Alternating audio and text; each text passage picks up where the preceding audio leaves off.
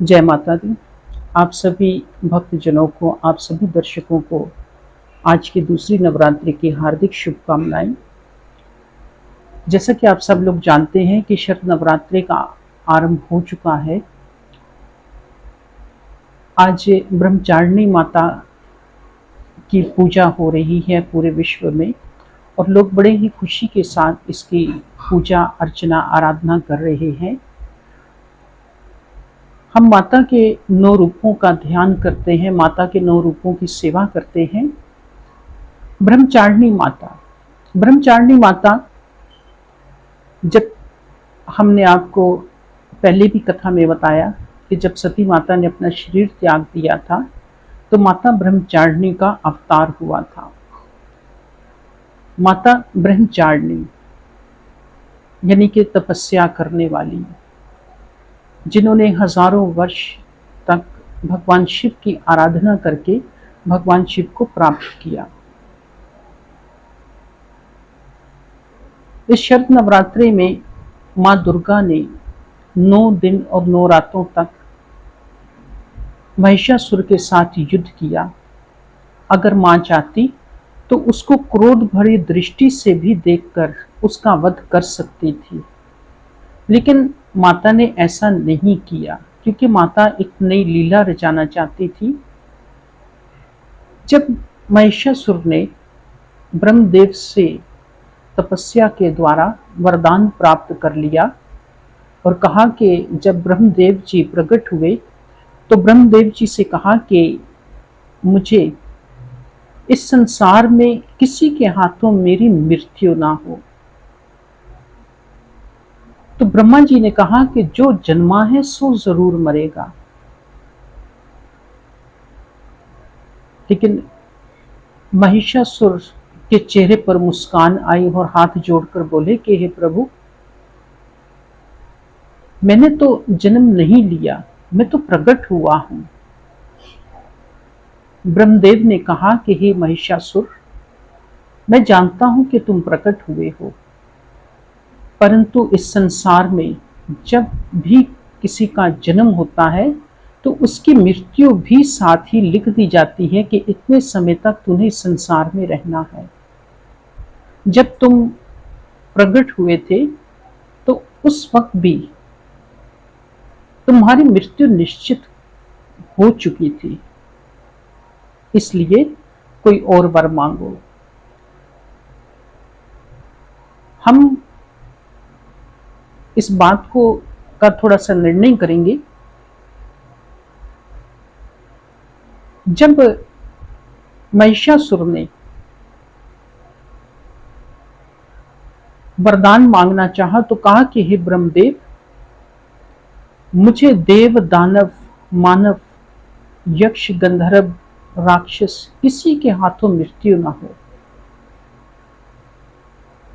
अगर मेरी मृत्यु हो तो किसी नारी के हाथों मृत्यु हो।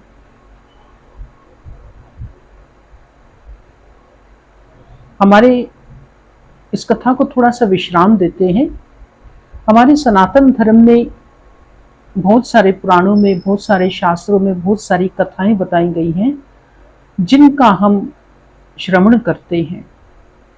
लेकिन जब भी हमको कथा सुनते हैं, उसको श्रवण करते हैं, तो वो कथा हमें कुछ ना कुछ सीख देकर जाती है।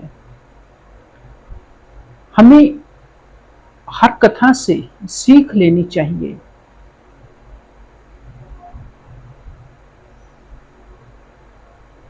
तब महिषासुर ने कहा कि हे प्रभु, मेरी किसी के हाथों मृत्यु ना हो एक नारी के अलावा। अगर मेरी मृत्यु हो तो एक नारी के हाथों हो। ब्रह्मदेव ने तथास्तु कहा और वो वापस अपने ब्रह्मलोक को चले गए। अब महिषासुर इतना खुश था कि जैसे उसने अपने जीवन में न जाने उसने क्या प्राप्त कर लिया हो। हमें भगवान जब कोई अवसर प्रदान करते हैं, भगवान हमारी किसी बात से खुश हो जाते हैं, तो शास्त्र और पुराण इस बात के साक्षी हैं कि हमें कभी भी परमात्मा से वरदान की अभिलाषा नहीं करनी चाहिए। हमें भगवान से हमेशा परमपिता परमात्मा के चरणों में हमेशा ये विनती करनी चाहिए कि हे प्रभु, आपका आशीर्वाद हमें प्राप्त हो। आपने देखा होगा रामायण के अनुसार कि रावण भी वरदान प्राप्त करके आकर मृत्यु के मुख में चला गया। उसकी भक्ति भी गई और उसका पराक्रम भी किया और उसका वरदान भी निष्फल हो गया। ये कथा जब हम पढ़ते हैं या कभी भी श्रवण करते हैं तो ये कथा हमें सीख लेनी चाहिए इस कथा से कि हमें क्या सीख लेनी चाहिए। महिषासुर देवी भागवतम पुराण के अनुसार वो इतना बलशाली था कि उसने भगवान नारायण को भी युद्ध में हरा दिया था।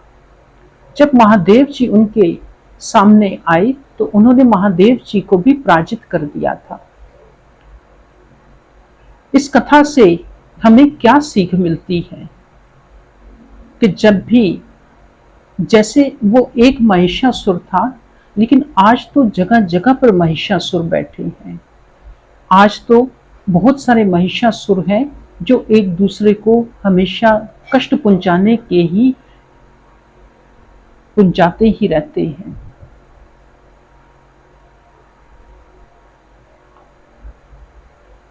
माता भगवती प्रकट तो बाद में हुई, लेकिन उसको पहले वरदान मिल चुका था। महिषासुर ने जब वो वरदान प्राप्त कर लिया तो उसने संसार में और भी अंधकार मचाना शुरू कर दिया। जब उसने अंधकार मचाना शुरू कर दिया तो उस अंधकार के कारण क्या हुआ कि देवी देवता जब भयभीत होकर इधर उधर भागने लगे, इंद्रदेव जैसे राजा इधर उधर भागने लगे जान बचाने के लिए, तो जाकर भगवान की शरण में गए। भगवान श्री हरि जी के पास गए कि हे प्रभु, महिषासुर हमें भक्ति नहीं करने देता, महिषासुर हमें बहुत कष्ट पहुंचा रहा है, तो कृपया कीजिए कि इसका समाधान कीजिए। तब श्री हरि जी मुस्कुराए और कहा कि हे देवताओं, आपको चिंता करने की आवश्यकता नहीं है। जो भी इस संसार में आया है आखिर वो एक ना एक दिन उसने जाना ही है। श्री हरि जी का मुखवाक्य है, देवताओं से बोले कि आप सब देवताओं को चिंतित होने की आवश्यकता नहीं है, क्योंकि एक समय मैं भी महिषासुर के सामने गया तो वहां जाकर क्या देखा कि महिषासुर के साथ जब मैंने युद्ध किया तो उसने मुझे भी पराजित कर दिया था। अगर मैं चाहता तो महिषासुर को जो वरदान मिला हुआ था उस वरदान को मैं खत्म कर सकता था, परंतु मैंने ऐसा नहीं किया क्योंकि ब्रह्मा जी का जो मुख से निकला हुआ वाक्य है वो असत्य हो जाता। इसलिए आप सब देवताओं को चिंतित होने की आवश्यकता नहीं, इसका समाधान हमने पहले से ही त्रिदेव ने कर रखा है कि इसकी मृत्यु कैसे होगी।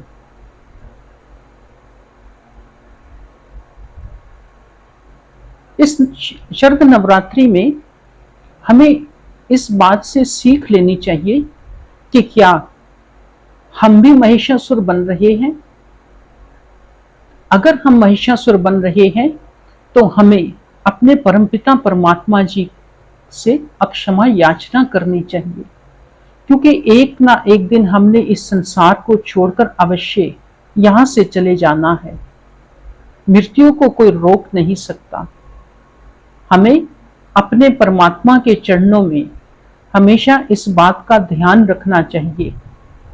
हमें भगवान के चरणों में हमेशा इस बात का ध्यान रखना चाहिए कि हे प्रभु जी, अगर हमसे कोई भूल चूक हो गई हो, हमसे कोई गलती हो गई हो, तो हमको अक्षमा का दान करो। जब हम परमपिता परमात्मा जी को दंडवत प्रणाम करते हैं तो उस वक्त हमारे मन के अंदर भी वही भावना होनी चाहिए, परमात्मा के लिए वही भावना होनी चाहिए। आपके इष्ट देव कोई भी हो, हमारे मन के अंदर वो भावना होनी चाहिए। अगर हमारे अंदर वो भावना नहीं है तो हमारा मस्तक झुकाना बेकार होता है। हम जब परमात्मा की शरण में जाते हैं तो परमात्मा से ये प्रार्थना करते हैं कि प्रभु, हमसे अगर कोई भूल चूक होगी हो तो हमको क्षमा का दान करना। हे परमपिता परमात्मा, हम कभी भी किसी के साथ कभी भी बुरा व्यवहार ना करें, हम कभी भी किसी को कष्ट ना पहुंचाएं, हम कभी भी किसी को पीड़ित ना करें। हे परमपिता परमात्मा, अगर हो सके तो हमसे भले कर्म हो। हे परमपिता परमात्मा, हमें आशीर्वाद दो कि संसार में जब तक जिए आपके चरणों में नतमस्तक होकर, आपके चरणों में सर झुकाकर जिंदगी को जिए। ये परिवार, ये धन, ये संसार आखिर एक दिन हमको छोड़कर जाना है, तो हमें इस बात का ध्यान रखना चाहिए कि हमें कभी भी परमात्मा के बनाए हुए जो रास्ते हैं उनके विरुद्ध नहीं चलना चाहिए।